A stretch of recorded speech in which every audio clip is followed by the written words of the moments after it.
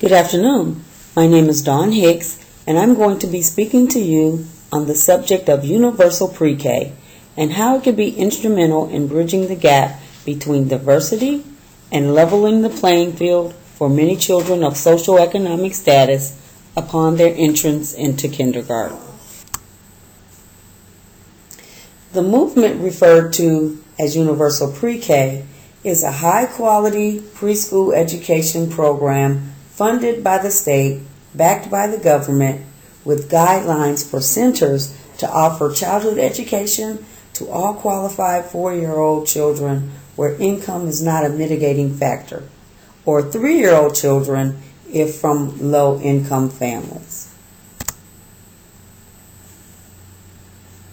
Some may not see the importance of this program due to the statement that says there's enough funding for every child who wants to attend pre-K. They can do so.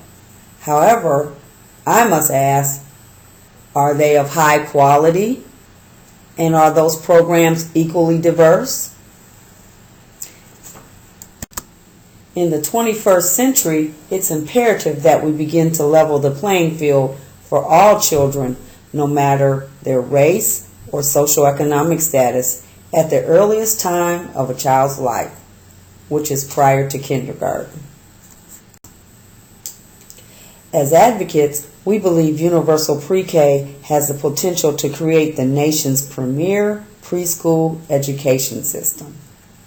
President Obama suggests that by creating universal pre-K for all children, not based on income, will create more funding for Head Start and allow for more at-risk children to be reached sooner. He states that for every $1 spent on universal preschool, we can yield $10 long term. He goes on to state that savings would result in improved test scores and reduce dependency on government programs. Once those children enter kindergarten, they will be prepared. They be achieving academically with strong foundations for reading, increased chances for earning their high school diploma, reduced repeating of grades or being placed on special education classes, lowering delinquency and crime are all benefits of universal pre-K.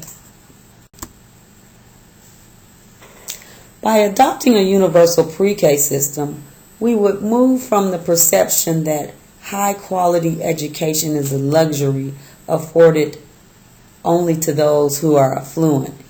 Instead, we would connect with the community and increase public awareness that early childhood education is a right as well as a necessity to the developing of children once they are born. Economic segregation in preschool classes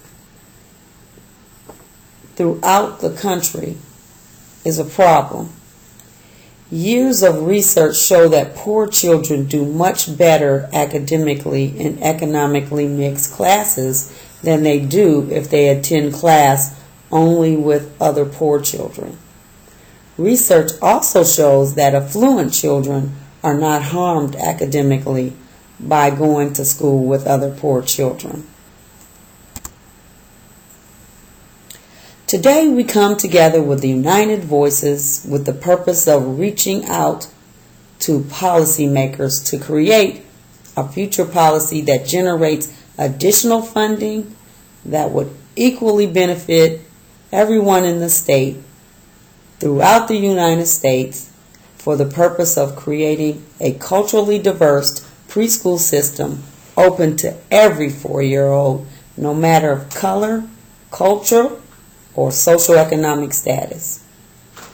It is my request that today we begin gathering signatures on this petition in order to present to our policymakers that will invoke them to action for change that we discussed as far as creating funding for our universal pre-K program. Currently, we have few states that actually operate a full universal pre-K system that's open to 4-year-olds. And they are Florida, Georgia, West Virginia, Illinois, New York, Iowa, and Oklahoma.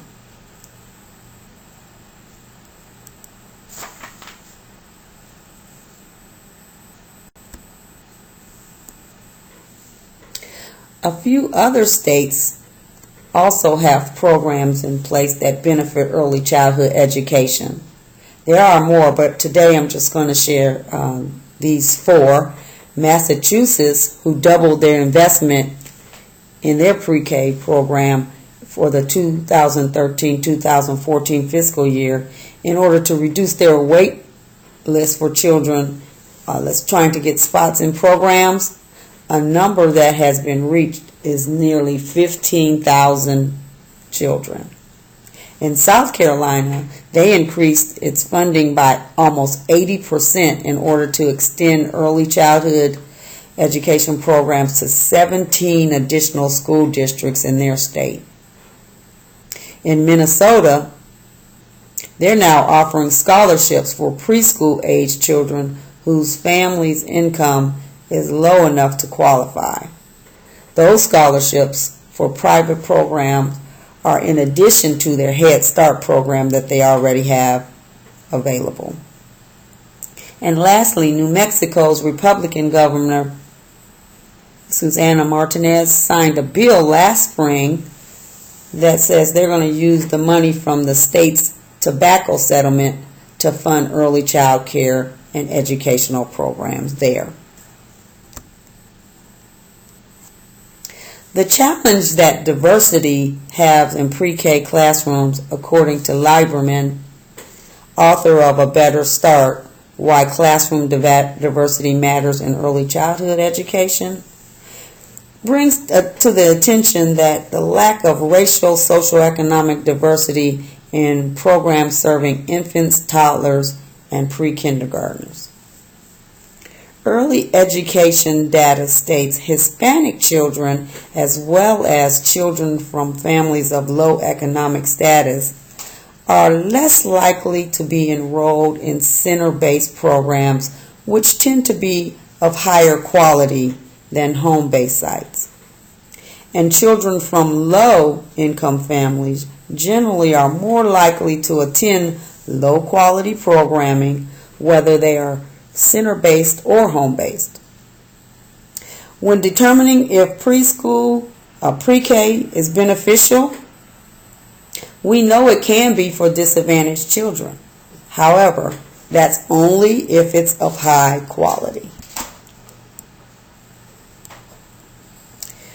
With the expansion efforts on New York City's current universal pre-K program, in part is due to the government's preschool development grant and their early learning grants. We want to take a closer look at what has worked and what's not working. We can learn lessons about how to implement high-quality universal pre-K and then ask, can we use these pre-K programs to be expanded? What is the criteria? How to do it successfully? Which policies are needed to support high quality? How can policymakers ensure that families of all backgrounds benefit from universal pre-K? These are all questions that need to be asked when reviewing your programming.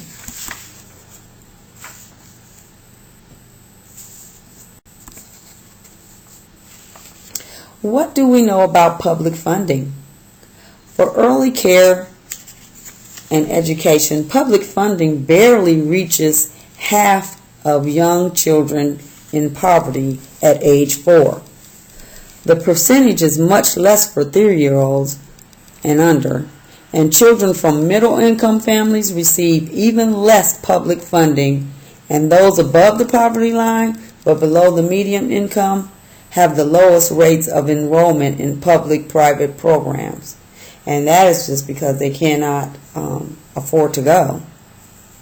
Not only is access very limited, but also on who has access to the high quality early learning programs based on where the children live, as well as other eligibility requirements.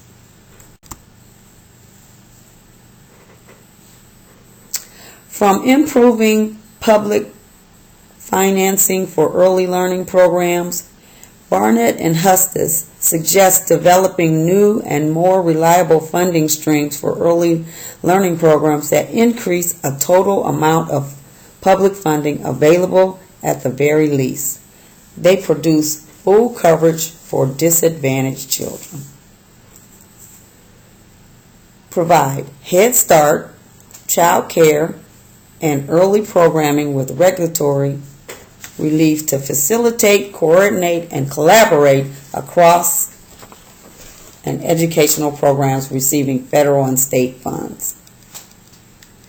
Strengthen states' early learning council. Fund federally early learning challenge grants to states for initiatives that support coordination and increase progress effectiveness. Conduct a public review of Head Start, state of pre-K, and other policies that streamline regulations in order to work with a coordinated, effective fashion at the state and community level. We're focusing on more performance and outcomes and less on monitoring compliance with detailed regulations. Tie federal and state subsidies for all child care quality.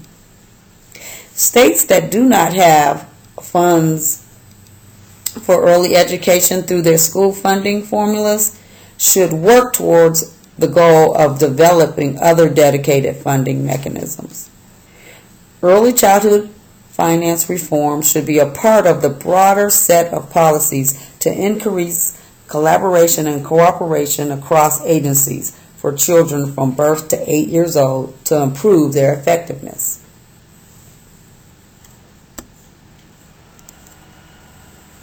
As of 2009 to 2010 school year, all but 10 states provide some sort of publicly funded preschool education program. Together, they are the largest public investment in young children not connected to federal programs, even though some states' programs are really small. Providers of pre-K services follow state-specific standards and operate in many settings, including public schools, as well as private schools, Head Start, faith-based settings, and family child care providers. All state pre-K programs are voluntary. In conclusion, we need to do more to help the disadvantaged children. They require special attention and special support through Title I, Head Start, and other programs that focus on poor children. However, all children, regardless of their economic status, deserve support. The beauty of universal pre-K is that the benefit is there for everyone while helping disadvantaged children the most. Thank you.